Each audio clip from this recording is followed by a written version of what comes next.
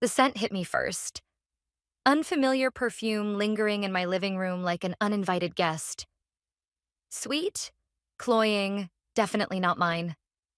I stood frozen in the doorway, keys still dangling from my fingers as my eyes traced the evidence scattered across our cream-colored couch. A wine glass with a perfect crimson lip print. A silk scarf in deep purple, carelessly draped over the armrest. The half-empty bottle of Cabernet that Travis and I had been saving for our anniversary. I'm Skylar, and this is the moment my carefully constructed life began to crack. My hands didn't shake as I set down my purse and took out my phone. Click, click, click. 3 perfect photos of someone else's presence in my home. The timestamps would matter later, I knew that much. 4 years of marriage had taught me to document everything, even if I didn't yet understand why. Mommy. Mason's voice echoed from the hallway where Mrs. Peterson, our elderly neighbor, held his small hand. We made cookies. I forced my face into something resembling normalcy. That's wonderful, sweetheart. I scooped him up, breathing in the simple comfort of his baby shampoo and sugar-sweet breath. Thank you for watching him, Mrs. Peterson. I really appreciate you picking him up when the daycare called. Anytime, dear. Though Travis should have answered his phone. I tried him 3 times before calling you. Of course he didn't answer. He was too busy entertaining his guest. After Mrs. Peterson left, I settled Mason with his toys in his room and returned to the living room.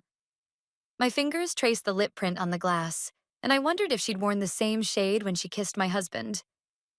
The thought made my stomach turn. My phone buzzed. Travis. Hey, babe. Running late at the office? Don't wait up. The lie settled in my chest like ice. I typed back, no problem. Hope the meeting goes well. I didn't mention finding his little souvenir collection. Didn't tell him I'd come home early because Mason had a fever. Didn't say I knew exactly what kind of meeting kept him busy. Instead, I walked to our bedroom and opened his closet. The evidence was there, too. A receipt from La Maison tucked into his jacket pocket, dated last Tuesday when he'd claimed to be at a client dinner. $200 for wine and dessert. Romantic. My phone buzzed again. Sarah this time. How's Mason feeling? Better. Listen, can you come over tomorrow? I need your help with something. Of course. Everything okay? I stared at the purple scarf, its silk catching the late afternoon light. No, but it will be. Mason's voice called from his room. Mommy, can we have mac and cheese? Coming, baby. I called back, then quickly typed to Sarah. I'll explain tomorrow. Bring your laptop and that real estate contact of yours. I tucked the scarf into my drawer and washed the wine glass, erasing the physical evidence but keeping the photos safe in my phone. Travis wanted to play games? Fine. But he'd forgotten something crucial about me. I learned strategy at my father's knee, watching him build his real estate empire from nothing. And I'd inherited more than just his eyes. That night, as I tucked Mason into bed, he asked, Is Daddy coming home to read my story? Not tonight, sweetie. I kissed his forehead, still slightly warm. But don't worry, Mommy's going to make sure everything's okay. I sat in the darkness of his room long after he fell asleep, planning my next moves like pieces on a chessboard. Travis thought he was being clever, but he'd made a fatal mistake. He'd underestimated me, and by the time I was done, he'd learn exactly what that meant. The game was just beginning, and I intended to win. The key clicked in the lock of my parents' Victorian home. My home now, though I still couldn't think of it that way. 2 years after their accident, their presence lingered in every corner. Dad's reading glasses on his desk, Mom's gardening magazine collection still arranged by season. I'd barely touched anything since the funeral. Sarah's heels clicked against the hardwood floors behind me. You're sure about this? Travis wants to sell it. My voice came out harder than I intended. He's been pushing harder lately. Says we could use the money for investments. Bastard. Sarah moved past me into the study, her laptop tucked under her arm. Your parents left this house to you specifically, not to both of you. He can't force a sale. I traced my fingers along the mahogany desk where Dad had taught me about property values and market trends. He's found a way. I saw the paperwork he tried to hide. He's already talking to developers. Sarah's fingers flew across her keyboard. I've pulled up the deed records. There's something weird here, Sky. The ownership status changed last month. My stomach dropped. What? It shows a transfer of partial interest to... She squinted at the screen. Evelyn Blackwood? Through some kind of holding company. The name meant nothing to me, but the timing, right when Travis started staying late at the office, that meant everything. My phone buzzed. Travis. I ignored it. Look at this. Sarah turned her laptop around. Evelyn Blackwood, CEO of Blackwood Development. They specialize in historic property renovation. Her air quotes dripped with skepticism. A woman's face stared back at me from the company website. Elegant, mid-40s with a shark smile. Something about her eyes reminded me of that purple scarf. She's connected to him somehow, I said. The affair, the sudden interest in selling, it's all linked. Sky. Sarah hesitated. There's more. Your brother Lucas called me yesterday. He's worried about some investments Travis convinced him to make. The betrayal twisted deeper. What investments? Some kind of property development fund. Lucas said Travis promised guaranteed returns, but he's having trouble getting straight answers about where the money went. My phone buzzed again. This time a text. Where are you? We need to talk about the house. I typed back. Busy with Mason. Another lie in our growing collection. Sarah watched me, concern etched on her face. What are you thinking? I walked to the window, looking out at Mom's rose garden. The bushes were overgrown now, but still blooming, stubborn like she'd been. I'm thinking it's time to do what Dad taught me. Follow the money. And Mason? Is exactly why I can't let Travis destroy everything my parents built. I turned back to her. Can your real estate contact help us trace these property transfers? Already texting him. Sarah's phone chimed. He can meet tomorrow, but Sky, if Travis is involved in something shady, then I need proof. I pulled out my own phone and scrolled through recent photos. The wine glass, the scarf, the receipt. And I need to know who this Evelyn Blackwood really is. A car door slammed outside. Through the window, I watched Travis stride up the walkway, his face set in lines of frustration I'd grown too familiar with lately. Back door. I whispered to Sarah. Take the laptop. I'll handle him. She squeezed my arm as she slipped out. Be careful. I stood in the study, surrounded by my parents' memories, and waited for the front door to open. Travis thought he was playing a clever game, but he'd forgotten something crucial. This house wasn't just property to me. It was my heritage, my son's future, and the last piece of my parents I had left. The door opened. Travis's footsteps echoed through the hall. Skylar? His voice carried a note of warning. We need to talk about some papers I need you to sign. I touched Dad's old fountain pen, still sitting in its holder. Yes, I called back. I think we do. Game on. Travis stood in my parents' study, his suit jacket draped over Dad's chair like he owned it. The sight made my fingers curl into fists. You weren't supposed to find out like this, he said, sliding papers across the mahogany desk. But since you're here, we might as well discuss the offer. I didn't touch the documents. Which offer?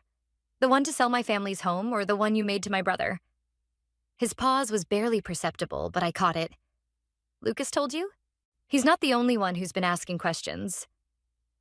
I pulled out my phone, scrolling to the photo of the wine glass. Like, who's been helping you make these investment decisions? The color drained from his face when he saw the image. Sky. Is it Evelyn Blackwood? The name hit him like a physical blow. Or maybe I should ask her protege. Chloe, isn't it? A woman's laugh drifted through the open window. Rich, confident, closer than it should be. Travis's eyes darted toward the sound. You brought her here? My voice came out whisper quiet. Dangerous. The front door opened. High heels clicked on hardwood. Travis? The car's waiting. Oh. She was younger than I expected. Sleek blonde hair, expensive dress, wearing the same shade of lipstick that had stained my wine glass. Behind her stood an older woman, Evelyn Blackwood herself, looking exactly like her website photo. Mrs. Henderson. Evelyn's smile didn't reach her eyes. We were hoping to discuss this professionally, like how you professionally helped my husband steal my brother's savings. Travis stepped forward. Nobody stole anything. It's a legitimate investment opportunity. The returns are a lie. I pulled up the property records Sarah had found. Just like the paperwork you forged to transfer partial ownership of this house. Did you really think I wouldn't notice? You don't understand business, he snapped. This house is just sitting here, a waste of valuable property. Evelyn's company can what? Turn my parents' home into condos? Use it to scam more people like Lucas? Chloe laughed, the sound grating. God, you're so provincial. This is why he needed someone who understands ambition. My phone buzzed. Sarah's text. Police contact confirmed fraud reports against Blackwood Dev. Evidence incoming. Ambition? I smiled, feeling the weight of Dad's fountain pen in my hand. Let me show you what ambition looks like. I pressed play on the recording app that had been running since I entered the house. Travis's confession about Lucas's investment played clearly through the speaker. Evelyn's composed mask cracked. Turn that off.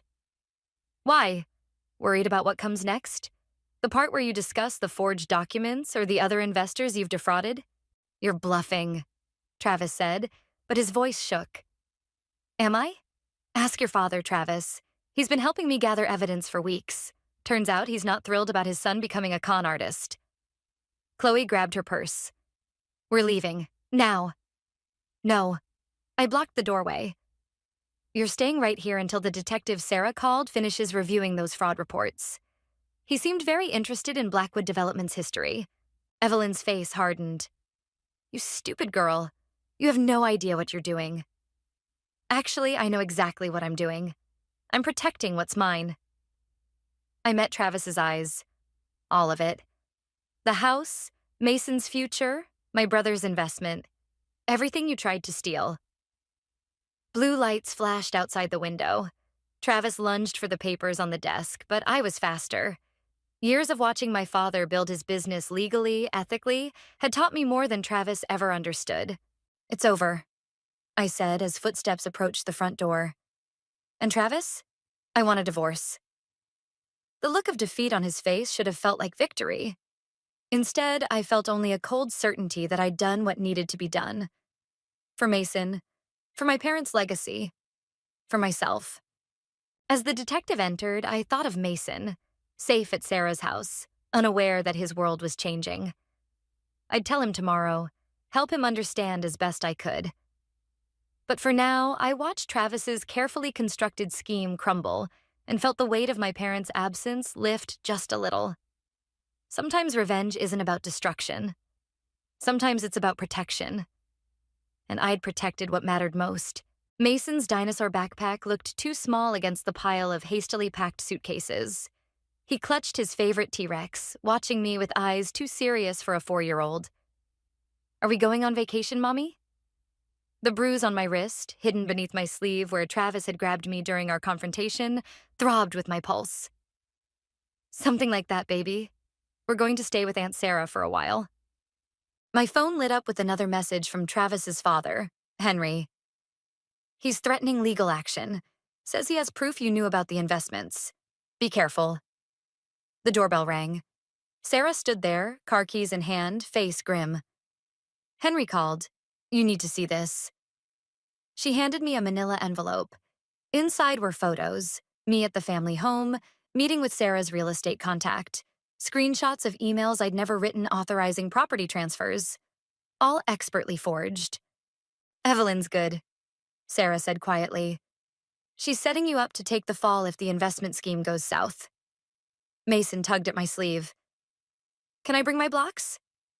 Of course, sweetheart. I forced a smile. Go pick your favorites. As soon as he was out of earshot, I turned to Sarah. How bad? Lucas called. The FBI is investigating Blackwood development. If these forged documents surface... She didn't need to finish. My phone buzzed again. Travis, come home. We can fix this. Think about Mason. The threat beneath the concern was clear. I deleted the message. A car pulled into our driveway, Henry's Mercedes. Travis's father stepped out, looking older than his 60 years. Skylar. He held up a USB drive. You need to see what I found in Travis's home office. We gathered around Sarah's laptop. Spreadsheets, emails, bank transfers, a web of fraud with my forged signature woven throughout. But there was something else. Wait, I said. Go back to that email. It was from my parents' old email account, dated 2 months after their accident, an account that should have been closed. Someone's been using their identity, Henry said, to authorize transfers, validate documents. Travis and Evelyn didn't just forge your signature, they've been ghosting your parents. The violation hit deeper than the affair, then the theft. They'd stolen not just money and property, but my parents' memory itself. Mason's small voice came from the doorway. Daddy's here. Travis stood on our front lawn, Chloe waiting in her car at the curb. He looked up at the window, eyes meeting mine. Take Mason upstairs, I told Sarah.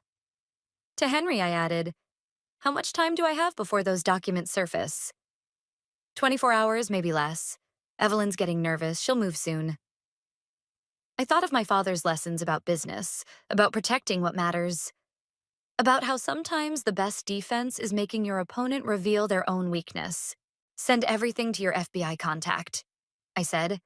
But first, I need you to make some calls. If they want to use my parents against me, let's show them exactly what the Henderson name still means in this town. Henry nodded, understanding darkening his features. Travis doesn't know I'm helping you. Keep it that way. I watched Travis pace the lawn, phone pressed to his ear. He made this about family. Now he'll learn what that really means. Sarah returned without Mason. He's playing in my old room. Sky, whatever you're planning. I'm not planning anything. I touched the bruise on my wrist. I'm finishing what they started, but this time we're playing by my rules. Travis's voice carried through the window. Just give me an hour. I can convince her. I picked up my phone and dialed Lucas's number. My brother answered on the first ring. You ready? I asked. Everything's in place, just like Dad taught us. I watched Travis below, still believing he held all the cards, still thinking he knew what I was capable of. His next move would be desperate, probably violent. But I'd learned from the best. My parents hadn't just left me a house. They'd left me their strength. And I intended to use it. Sarah's guest room felt like a war room. Laptops, documents, and coffee cups covered every surface. Mason slept down the hall, his dinosaur nightlight casting shadows while we planned our next move. The board meeting's tomorrow, Henry said, spreading out the shareholder documents. Evelyn's planning to present evidence that you've been embezzling funds through your parents' estate. I studied the forged paperwork. My mother's signature looked perfect. Too perfect. They've been planning this for months. Lucas's voice crackled through the speakerphone. The FBI agent says they need more time to build their case. If Evelyn presents those documents first, I'll be arrested, I finished. And Travis gets everything. The house, custody of Mason, control of the estate. Sarah's phone buzzed. Her face went pale. Sky. Evelyn just posted bail for Travis. My hand instinctively went to my bruised wrist. The restraining order hadn't even been processed yet. He's not alone, Sarah continued. Chloe's with him, and they're heading to your parents' house. The security camera feed from the Victorian showed them forcing open the back door. Travis knew about the spare key behind the loose brick. Of course he did. I'd trusted him with everything once. They're looking for something specific, Henry observed, watching Travis tear through Dad's study. Something they need before tomorrow's meeting. The realization hit like ice water. Dad's ledger, the real one. Lucas's sharp intake of breath crackled through the phone. The one with all his notes about the property deals? I thought that was lost in the accident. No. I grabbed my keys. Mom showed me where they hid it, right before she said I'd know when to use it. Skylar, wait. Henry caught my arm. If you go there now, they'll destroy everything my parents built. I pulled away. I won't let that happen. Sarah blocked the door. At least let me call the police. By the time they arrive, Travis will have what he wants. I met her eyes. You know what he's capable of now.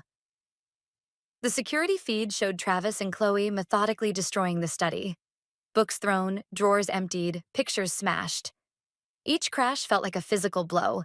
Stay with Mason, I told Sarah. If I'm not back in an hour, don't. She hugged me fiercely. Just don't. The drive to my parents' house was a blur. Streetlights streaked past like accusations. What kind of mother leaves her child to confront her abuser? What kind of daughter lets thieves destroy her parents' legacy? My father's voice echoed in my memory. Sometimes protecting what matters means risking everything. Travis's car sat in the driveway, Chloe behind the wheel, engine running. Our eyes met through the windshield. She smiled, reaching for her phone. I slipped in through the garden entrance, my childhood route for sneaking out.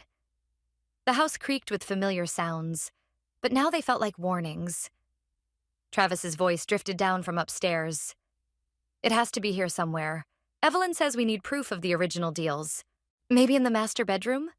Chloe called back. Rich people love hidden safes. They didn't know. Mom and Dad never trusted safes. Too obvious, Dad always said. The best hiding place is one nobody thinks to question. I moved silently through the kitchen, past the shattered family photos, toward the one place they'd never look. Mom's garden shrine. A simple wooden cabinet filled with seed packets and tools. The false bottom had fooled even me, until she showed me the trick. The ledger waited there, wrapped in plastic, exactly as she'd left it. Inside were records of every legitimate deal, every proper transaction, and notes about which developers had tried to force sales through fraud, including Evelyn Blackwood, from 15 years ago. Footsteps creaked overhead. I clutched the ledger, heart pounding. I could slip out now, unnoticed. Safe. But Mom's favorite photo lay shattered on the floor. The three of us in her garden, laughing. They'd destroyed enough. I pulled out my phone and dialed Lucas. Tell Henry to call the board. Emergency meeting. Tonight. Sky, it's time they learned what happens when you threaten a Henderson. The stairs creaked. Travis was coming down. Game on. The boardroom lights buzzed overhead like angry wasps. 15 faces stared back at me. Old men in expensive suits who'd known my father, who'd attended his funeral, who now sat in judgment as Evelyn Blackwood presented her case. As you can see, Evelyn gestured to the projection screen, the transfer documents clearly show Mrs. Henderson's involvement in the fraudulent activities. My father's ledger felt heavy in my bag. One move could end this, but timing was everything. Travis sat beside Evelyn, not meeting my eyes. The bruise on my wrist had darkened to purple, visible now beneath my sleeve. I caught Henry's slight nod from across the room. Everything was ready. Furthermore, Evelyn continued, we have evidence of offshore accounts. The boardroom door burst open. FBI agents flooded in, badges raised. Evelyn Blackwood, the lead agent announced, we have a warrant for your arrest. The chaos that erupted was almost beautiful. Almost. Then Chloe screamed from the hallway, he has your son. The world stopped. My phone lit up with Sarah's text. Travis broke in, took Mason. I'm so sorry, police following. The ledger, the evidence, the arrests, none of it mattered anymore. I ran. Travis's car screeched out of the parking garage, Mason's terrified face pressed against the back window. My son's mouth formed one word. Mommy. I jumped into Henry's Mercedes, keys already in hand. He'd planned for this, knowing his son better than I had. The engine roared to life. Skylar, wait! Lucas's voice crackled through my phone. Police are in pursuit. Don't. I ended the call. Traffic blurred past as I followed Travis's taillights. He was heading toward the harbor, toward Evelyn's private yacht. Their escape plan, now desperate and accelerated. Rain started falling, making the roads slick.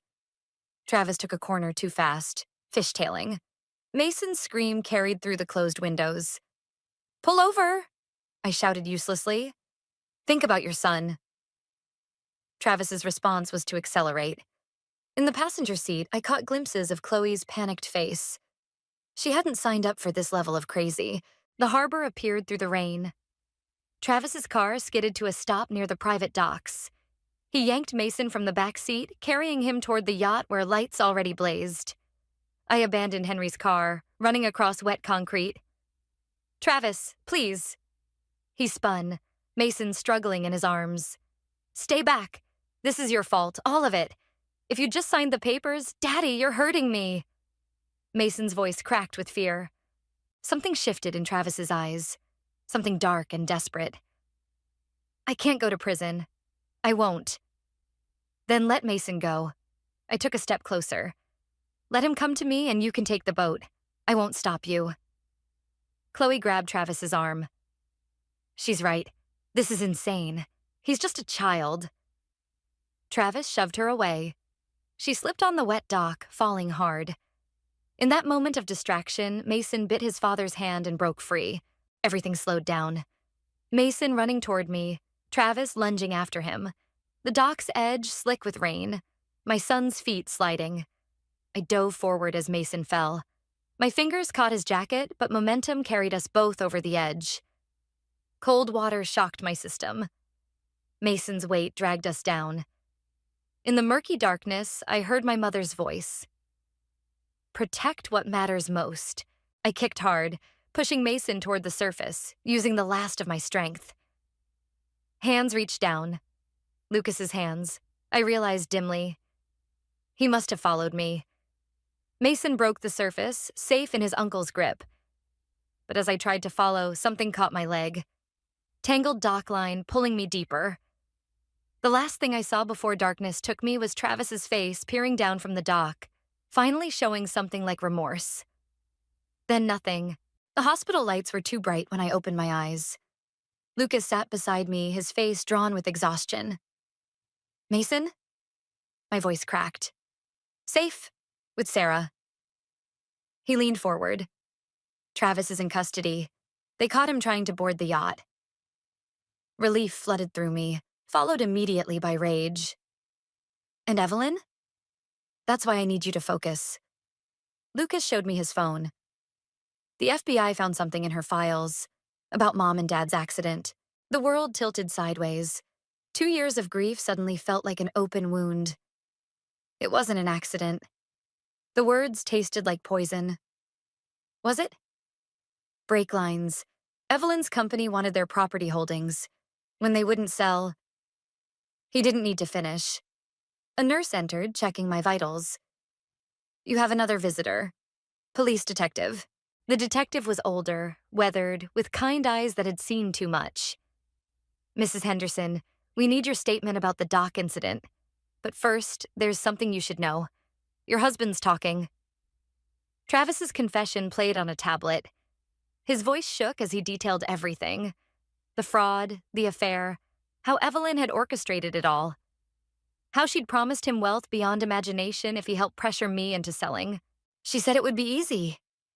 Travis's recorded voice cracked. "Like the Henderson accident. Just make it look natural." The detective paused the video. "We're offering him a deal in exchange for testimony against Blackwood Development, but we need your cooperation." I thought of Mason's terror on that dock, of my parents trapped in their car, of everything that had been stolen from us. "When?" "The DA's waiting. Now." Lucas helped me into a wheelchair. My body ached from the near drowning, but something burned hotter than pain. Purpose. The conference room was small. Travis sat handcuffed to the table, Evelyn beside him with her lawyer.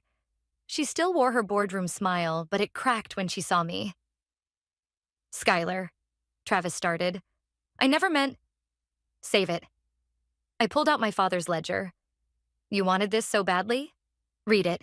The lawyer reached for it, but I opened it myself. Page 47, Dad. The day Evelyn first tried to force a sale. He documented everything. Evelyn's smile vanished completely. That proves nothing. Maybe not alone, but combined with the brake line evidence, the fraud paper trail, the attempted kidnapping. I leaned forward. You really should have researched the Henderson family better.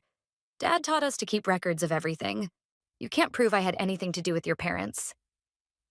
Her voice held a tremor now. No? I turned to Travis. Tell her what you told the FBI about her instructions, about making things look natural. Travis wouldn't meet anyone's eyes. I'm sorry, Evelyn. I had to protect myself. You weak little. She lunged across the table. The detective moved fast, restraining her. As they led her away, she screamed threats, promises of revenge, but all I could see was the fear in her eyes. The same fear my parents must have felt. The DA has everything he needs, the detective said. It's over. But it wasn't. Not quite. I wheeled closer to Travis. Mason asked about you yesterday. Wanted to know if bad daddies can become good daddies again. His shoulders shook. What did you tell him? The truth. That people make choices. And those choices have consequences. I placed the ledger on the table. You have a choice now. Help make this right, or let Evelyn drag you down with her. Why are you giving me this chance? Not for you. I thought of Mason's smile, so like my father's. For our son. Because he deserves to know that even when people fail us, justice doesn't have to mean destruction. I left Travis there, staring at the ledger that contained both his downfall and his potential redemption. Lucas wheeled me out into the sunshine, where Sarah waited with Mason. My son ran to me, careful of my injuries. Mommy, are the bad people gone? I held him close, breathing in his innocent trust. Yes, baby. And they can't hurt us anymore. Sometimes revenge isn't about destroying your enemies. Sometimes it's about protecting what matters most, even if that means showing mercy when you least want to. Dad would have understood that. The Victorian's front porch creaked under my feet as I fitted the key into the lock. Mason darted past me, his dinosaur backpack bouncing against his shoulders. Can I have my old room back? Of course, baby. I watched him race upstairs, his footsteps echoing through halls that finally felt alive again. Sarah helped me carry in the last box, marked simply, Mom's Things. We'd found it hidden in the attic during the final walkthrough of my old house with Travis. Henry called, she said, setting the box down. Travis's sentencing is tomorrow. I nodded, running my fingers along the box's dusty edges. Lucas is handling it. I need to be here. You sure? Through the window, I watched Mason in the backyard, carefully watering Mom's roses just like she'd taught him. Some had survived the neglect, stubbornly blooming despite everything. This is where we need to be. Sarah squeezed my hand and left me alone with the box. Inside, beneath old photos and keepsakes, I found an envelope with my name in Mom's handwriting. The paper was aged, like she'd written it years ago. My dearest Skylar, if you're reading this, you've already faced what I always feared. Someone trying to take what we built. Your father and I knew Evelyn wouldn't stop. We've left you everything you need to protect our legacy, but the real strength was always in you. Remember? Revenge is easy, but justice takes courage. Choose wisely. Love, Mom. My phone buzzed. A text from Travis. The DA offered 5 years. I'm taking it. Tell Mason I'm sorry. I deleted the message without responding. Some apologies couldn't be sent by text. The doorbell rang. Henry stood there, looking older but somehow lighter. The board approved your proposal. The Henderson Foundation for Ethics and Business Development is officially funded. Dad would have loved the irony. I invited him in, using Evelyn's seized assets to fund oversight and whistleblower protection. Travis asked me to give you this. He handed me an envelope. Said it was important. Inside was a single sheet of paper. Travis's signed confession about my parents' accident, more detailed than what he'd given the police. evidence that would ensure Evelyn never saw freedom again. Grandpa Henry, Mason's voice carried from the garden. Look at my flowers. Henry's eyes misted. May I? I nodded, watching him join Mason by the roses. They looked right together, proof that some bonds transcended the sins of others.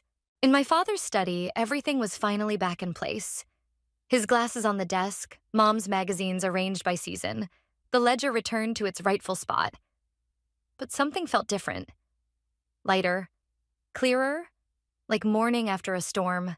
I opened the wall safe behind his desk calendar, where he'd always kept important documents. Inside was one final surprise: adoption papers dated just weeks before their death. They'd been planning to adopt Lucas permanently, making official what love had already decided. My brother's footsteps in the doorway told me he'd known.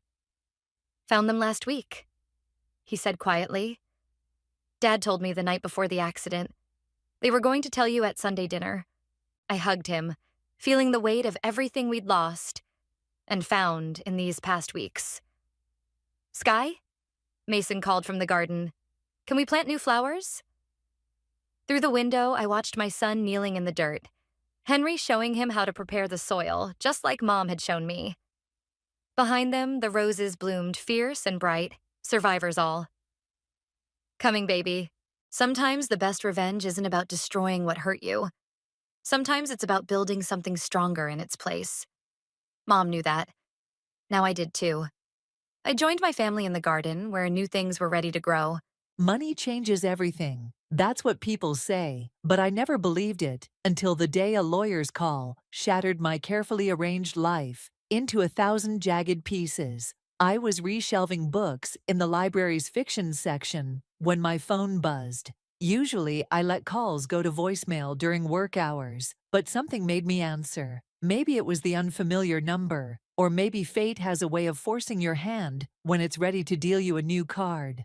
Miss Johnson, this is Robert Walsh from Walsh & Associates. I'm calling regarding your cousin, David Turner. David, a name I hadn't heard in years. Last I knew, he was somewhere in Silicon Valley, making millions or losing everything. The family wasn't quite sure which. There's been an incident, Walsh continued. Mr. Turner has passed away, and you're named in his will. The book in my hand, some romance novel about star-crossed lovers, slipped and hit the floor with a dull thud. A few patrons looked up, but I barely noticed them. That's impossible, I said. I haven't spoken to David in 15 years. Nevertheless, Miss Johnson, you've inherited his controlling stake in Tech Fusion Dynamics. The current market value is approximately $48 million. I grabbed the shelf to steady myself. $48 million. The number bounced around my head like a pinball, setting off bells and whistles with each collision.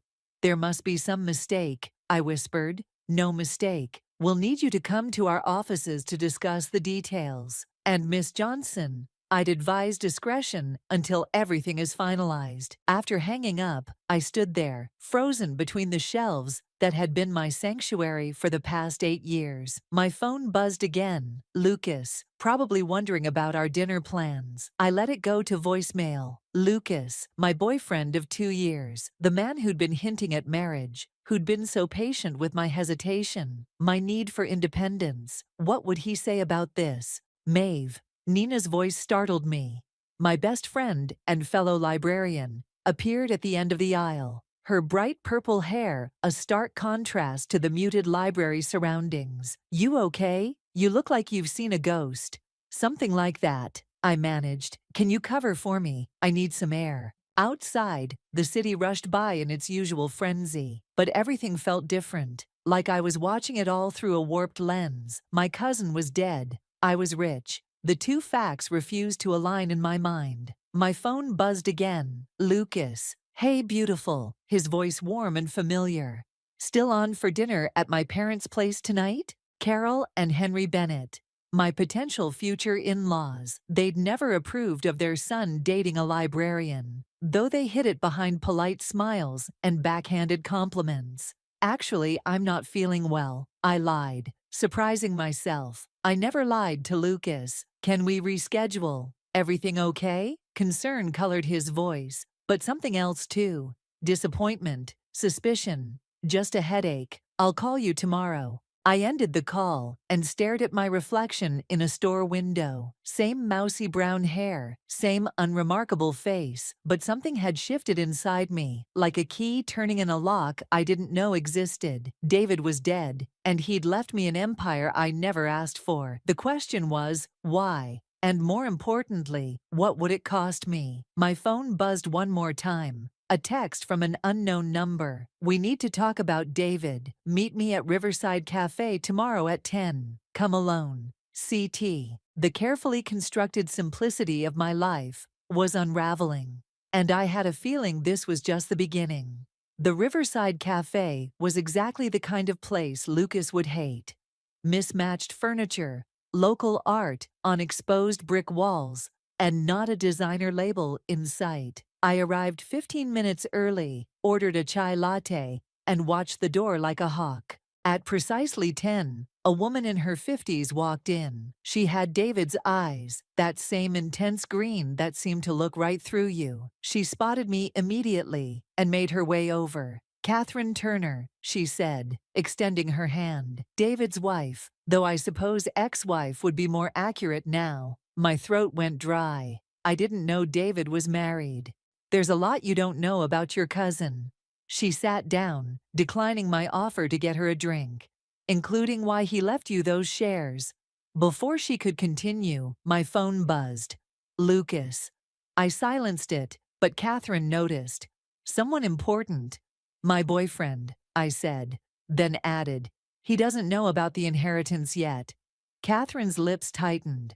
"Smart girl. Keep it that way, especially if his last name is Bennett." The chai latte nearly spilled as my hand jerked. "How did you—" "Because Carol Bennett has been trying to get her hands on Tech Fusion for years." David blocked her every attempt. She leaned forward. "Your boyfriend's mother is a piranha in Chanel Mauve, and you just became her favorite prey."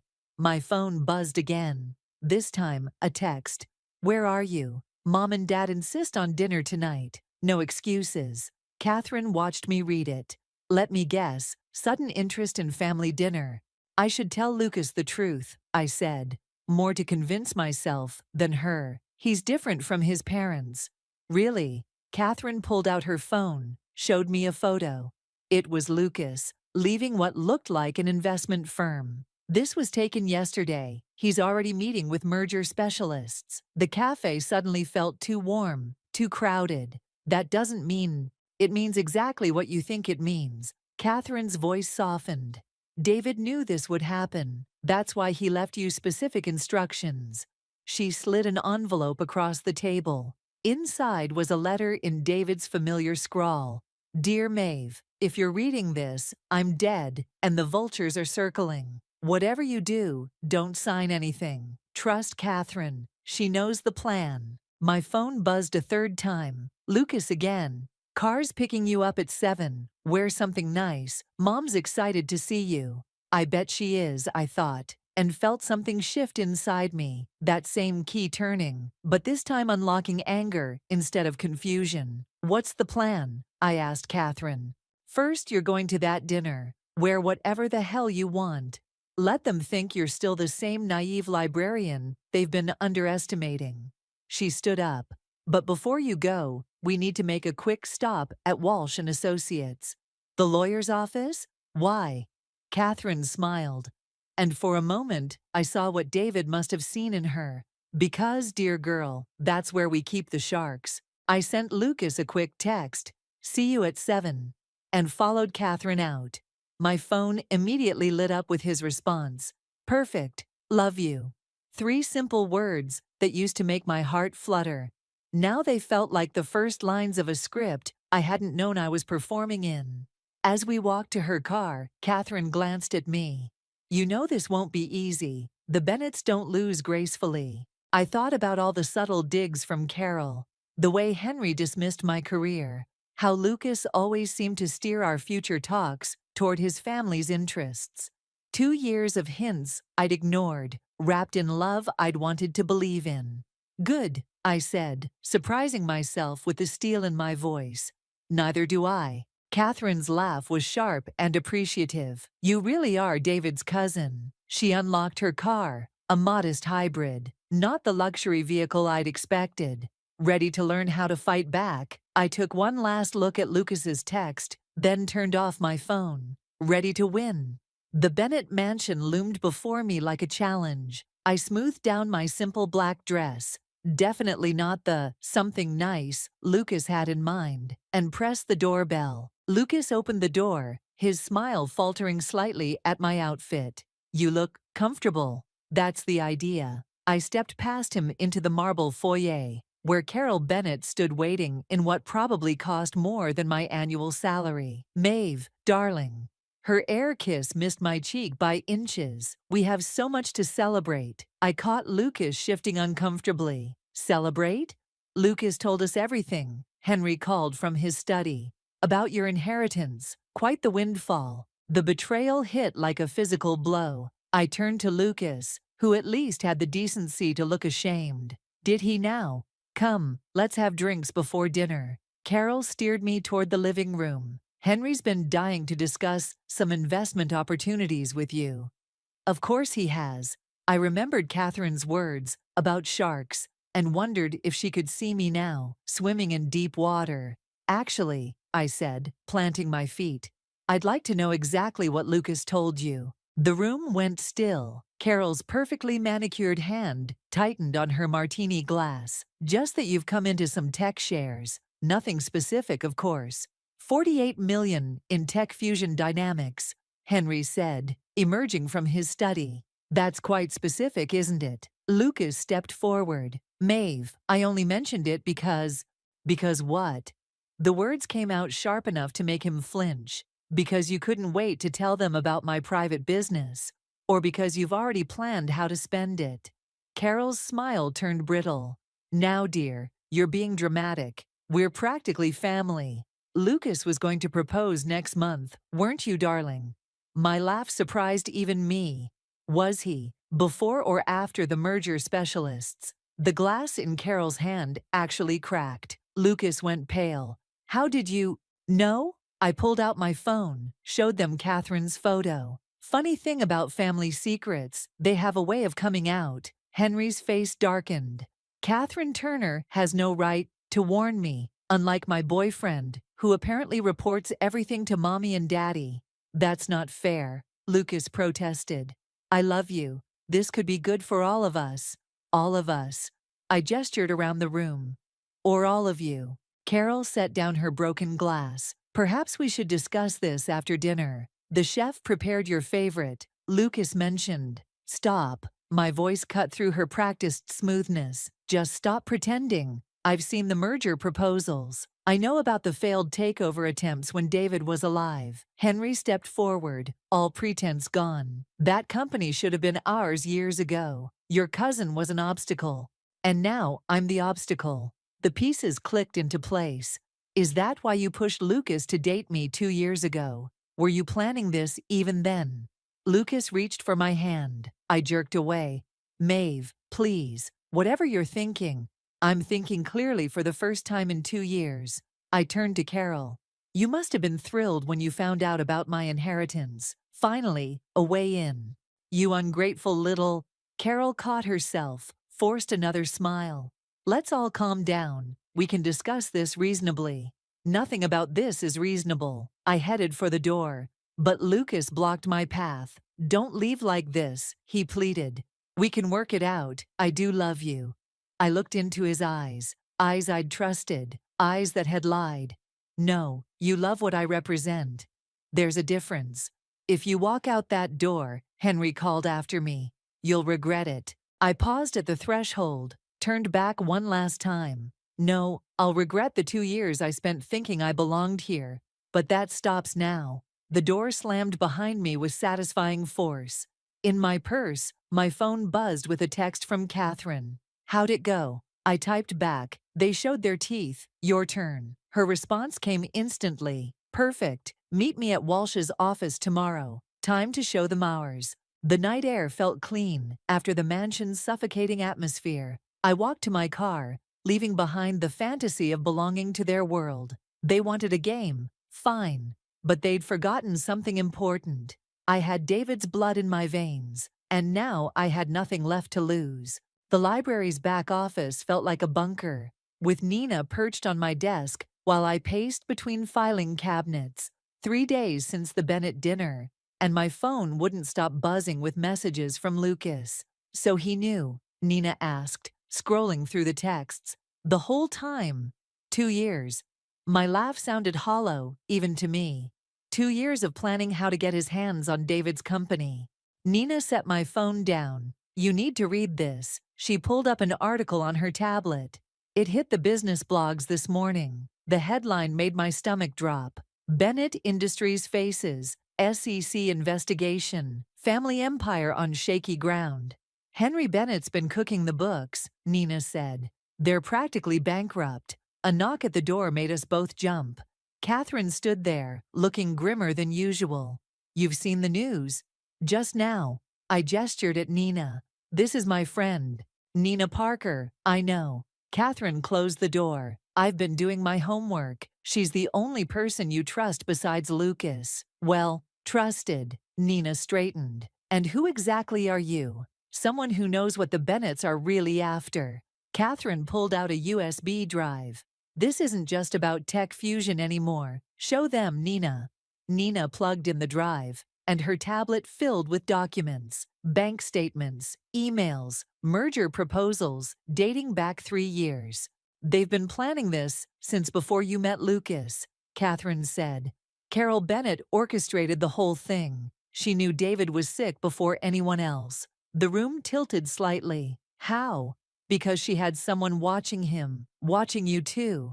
Catherine's voice softened. That's not all. Check the last folder. Nina's sharp intake of breath made me look. There were photos, dozens of them. Me at work, at home, with Lucas, dating back 3 years. They chose you, Catherine said. Found the perfect mark. Someone lonely, someone who'd believe Lucas could fall for a quiet librarian. My legs gave out. I sank into my chair, remembering every chance meeting with Lucas, every time he seemed to know exactly what I needed to hear. There's more, Nina whispered, still scrolling. Maeve, they were the ones who isolated David, made sure you two lost touch. The pieces clicked together. The mysterious family rifts, the gradual distance, the way David tried to reach out before. When did he die? I asked Catherine. Really? 2 weeks ago, murder staged as suicide. Her words fell like stones. They thought they'd finally broken him. Instead, he changed his will. A sound escaped me, half laugh, half sob. He knew, and he gave me the shares to finish what he started. Catherine nodded. But they're desperate now. The SEC investigation, the failing company. They'll come after you hard. My phone buzzed again. Lucas, please, we need to talk. I can explain everything. Nina touched my arm. What are you going to do? I looked at the photos, at years of manipulation captured in pixels, at the careful construction of a love story that was really a business strategy. First, I said, standing up, I'm going to call that lawyer. Walsh? Catherine asked. No, someone better. I pulled out the card David's lawyer had given me. Someone who specializes in corporate takeovers. Nina's eyes widened. You're going after them? They're already drowning, I said, surprising myself with how calm I felt. I'm just going to help them sink. Catherine's smile was sharp. David would be proud. My phone buzzed one final time. Carol Bennett, dinner tomorrow, just us girls. We should talk about Lucas's future. I showed them the message. Nina swore under her breath, but Catherine just nodded. Perfect, she said. Except, why? Because Carol Bennett thinks she's still playing chess. Catherine gathered her things. Time to show her she's been playing checkers all along. I typed back a response, looking forward to it. The lie felt clean on my fingers, like the first page of a new book. They'd written my story for 3 years. Now it was my turn to write theirs. And this time, I knew exactly how it would end. Carol Bennett chose Le Jardin for our dinner, the kind of restaurant where the menu has no prices, and the waiters judge your wine selection. I arrived early, armed with Catherine's USB drive in my purse and David's last letter burning a hole in my pocket. Carol was already there, perfectly coiffed in Chanel. Maeve, darling, I took the liberty of ordering champagne. To celebrate what? I settled into my chair, noting the extra place setting. I thought this was just us girls. Oh, did I forget to mention? Her smile didn't reach her eyes. Lucas insisted on joining us. He's parking the car. Of course he was. I touched the USB drive through my purse, remembering Catherine's warning. Don't show your hand too early. Before he arrives, Carol leaned forward. I want to clear the air about that unfortunate dinner. Which part? The ambush or the threats? Don't be dramatic. She sipped her water. Henry can be direct, but we only want what's best for everyone. Everyone meaning the Bennett family, which could include you. She reached across the table, touched my hand. Lucas loves you. The merger would just be formalizing things. The champagne arrived with Lucas, who bent to kiss my cheek. I turned my head slightly, making him catch the corner of my mouth instead.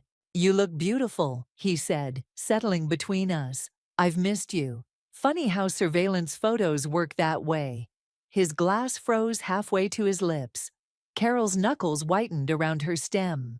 What did you say? Lucas asked. I pulled out my phone, showed them the photos Catherine had given me. 3 years of watching, planning, orchestrating. That's quite the long game. Where did you get those? Carol's voice had lost its polish. The same place I got these. I placed David's letter on the table. He wrote this the day before he died, or should I say, the day before you had him killed. Lucas went pale. Maeve, whatever you think. I don't think, I know. I pulled out the USB drive. Every email, every transaction, every piece of evidence showing how you systematically destroyed David's life while setting up mine. Carol's mask cracked. You stupid girl, you have no idea what you're dealing with. Actually, I do. I stood up, gathering my things. The SEC investigation, that was just the beginning. The real documents hit the press tomorrow morning. Lucas grabbed my arm. Wait, don't touch me. I jerked away.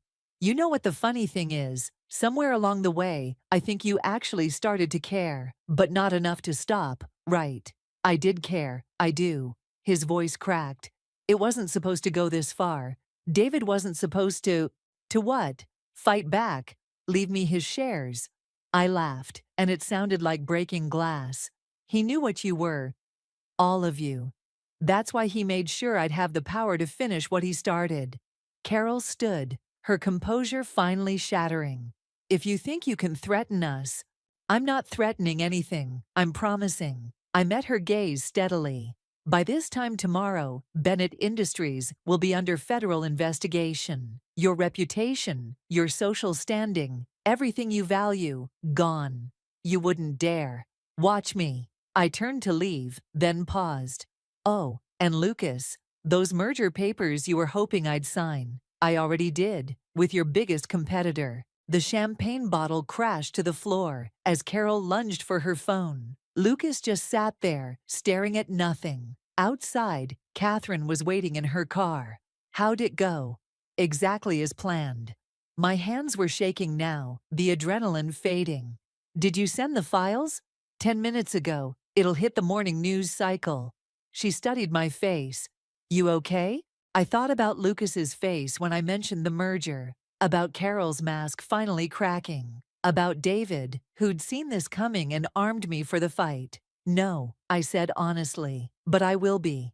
Catherine started the car. Where to? I touched the letter in my pocket, David's last gift. His final move in a game I was only beginning to understand. The lawyer's office, I said. We're not done yet. The morning headlines hit like bombs. Bennett Industries under federal investigation. Tech dynasty crumbles. Corporate scandal rocks social elite. I should have felt triumphant. Instead, I sat in Walsh's office, staring at security footage that changed everything. Play it again, I told the lawyer. The grainy video showed David entering his office the night he died. He wasn't alone. Lucas was with him. Timestamp shows this was 3 hours before. Walsh trailed off. Before they made it look like suicide, Catherine's voice was tight. Maeve, we didn't know. I watched Lucas on screen, gesturing angrily. David remained calm, writing something. The letter he'd left me. Then Henry Bennett entered the frame. Stop. I couldn't watch the rest again. Why didn't this come out during the investigation?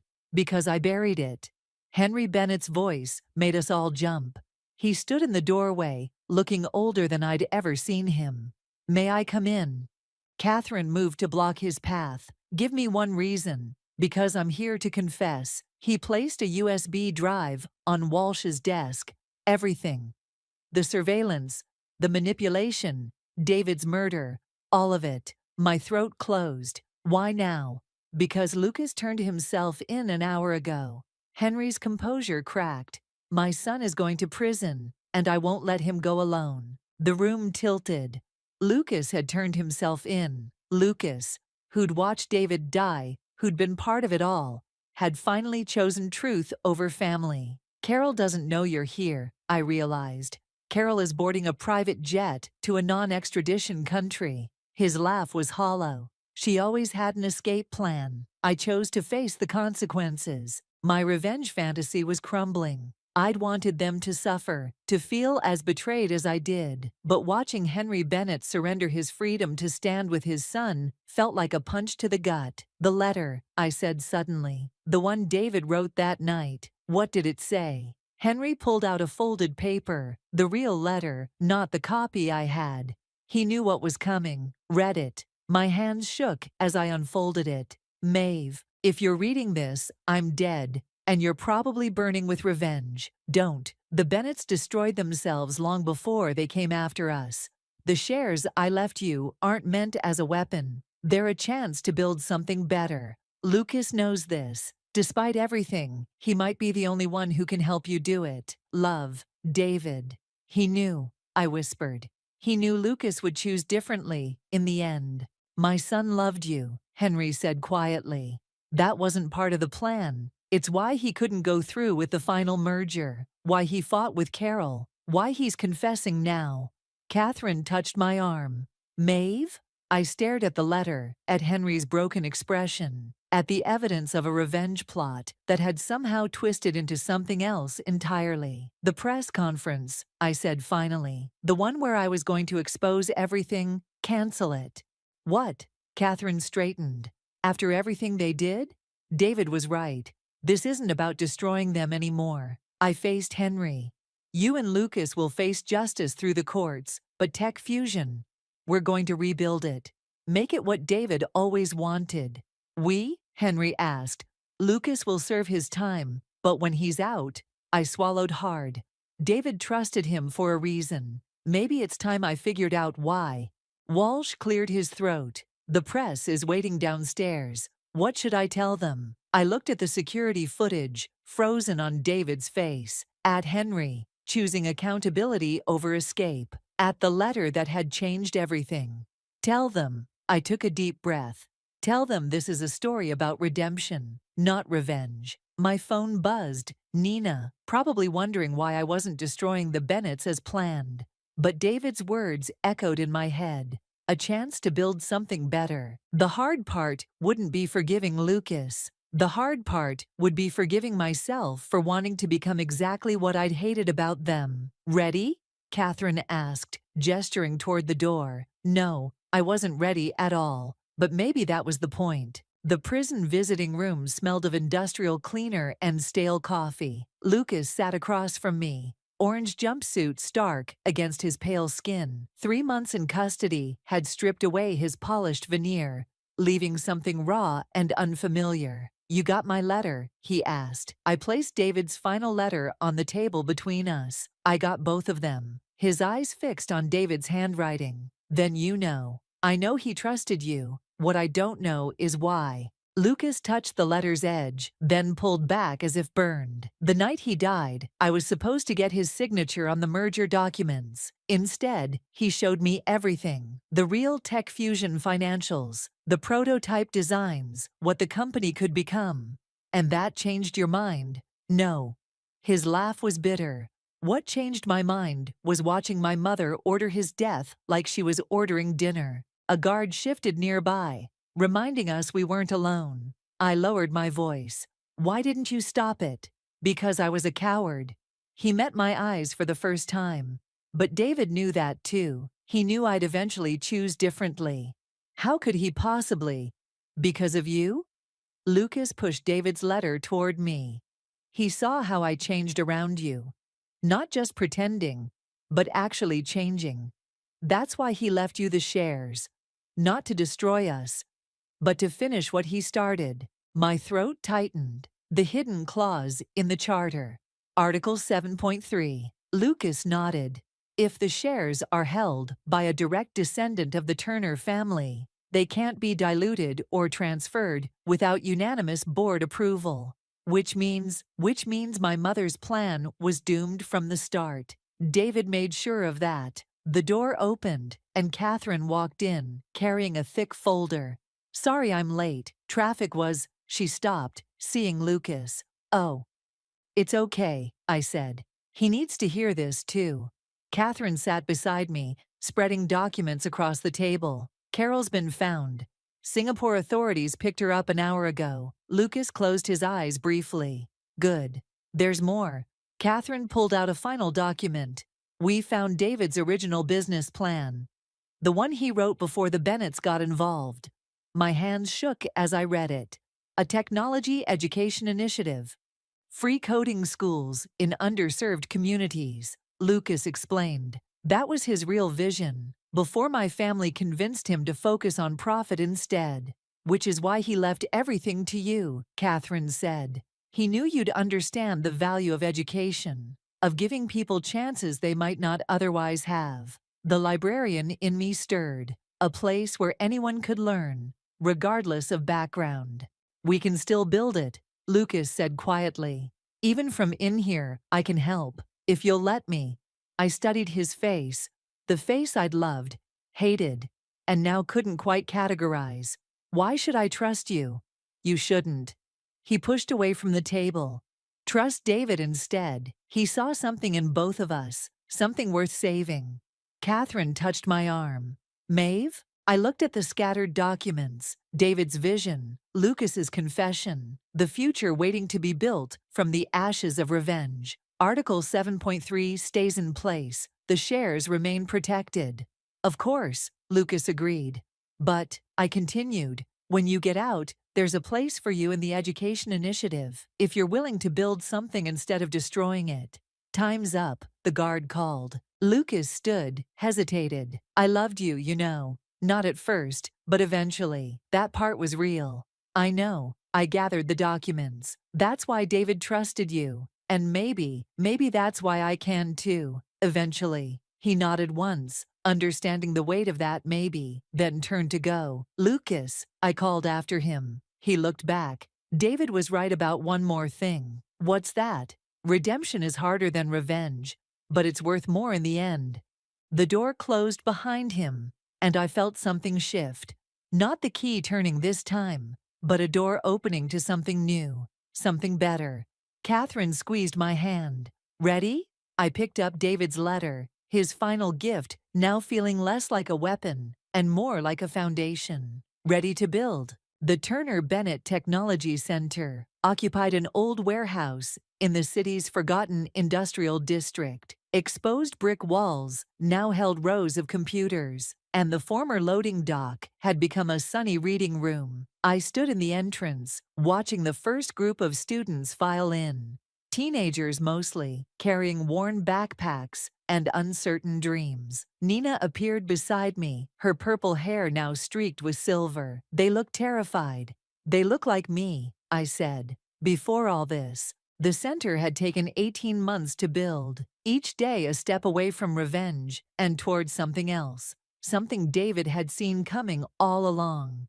Catherine emerged from her office, carrying a familiar envelope. This came from the prison. Lucas's parole hearing was next month. His letters had evolved from apologies to ideas, each one filled with plans for expanding the center's reach. I tucked the envelope away for later. Miss Johnson, A girl with thick glasses approached, clutching a laptop. I found something weird in the registration system. I followed her to her workstation, where she'd pulled up the center's code. There, buried in the programming, was a message I'd never seen. For Maeve, who learned that the best revenge is proving them wrong. Love, David. My throat tightened. Even now, he was leaving breadcrumbs, hidden messages in the foundation he'd helped me build. It's not a bug, I told the girl. It's a feature. Want to learn how he did it? Her eyes lit up. We spent the next hour dissecting David's code, other students gradually gathering around to watch. This was what he'd wanted all along. Knowledge freely given, barriers broken down. The door chimed, and Henry Bennett walked in. He'd aged decades in prison, but his eyes were clearer now. Just wanted to see it, he said quietly. Before I leave town. I nodded toward the students. Want a tour? He followed me through the facility, past coding classes and art workshops, study spaces and collaboration rooms. In each one, people from different worlds worked together, learning, creating. Carol called, he said finally, from Singapore. I stiffened. And? She wanted to invest. I told her no. He smiled slightly. Some things shouldn't be about profit. In my office, David's letter sat framed on the wall, next to the article announcing Carol's arrest. Redemption and justice, side by side. Lucas would be proud, Henry said, then caught himself. Sorry, I shouldn't. It's okay. I touched the envelope in my pocket. He'll see it soon enough. Nina poked her head in. Sorry to interrupt, but the reporters are here for the opening ceremony. I dreaded this moment, standing in front of cameras, explaining what we'd built, but looking at the students through my office window, I realized I didn't need to explain anything. The results spoke for themselves. Coming, I told Nina, then turned to Henry. Will you stay? He shook his head. This is your moment. Besides, he gestured to the security camera in the corner. I think I've been on enough surveillance footage for one lifetime. I watched him leave, then joined Nina by the podium. The reporters waited with their cameras, ready to document the rise of the Turner Bennett Technology Center. Though most had missed the real story, this wasn't about revenge or redemption anymore. It was about choice. The choice to build instead of destroy, to teach instead of manipulate, to find strength in vulnerability rather than power. Ready? Nina squeezed my hand. I looked at our students, each carrying their own stories of struggle and hope. At Catherine, who'd helped me navigate between justice and vengeance. At the empty seat I'd saved, just in case Lucas earned his way back. Actually, I said, stepping away from the podium, I think we should let them tell the story. I beckoned to the girl who'd found David's message. She approached nervously, then began to speak about discovering hidden code and learning to create something new. In her voice, I heard the future David had imagined. Not a revenge story, but a beginning. And maybe that had been the point all along.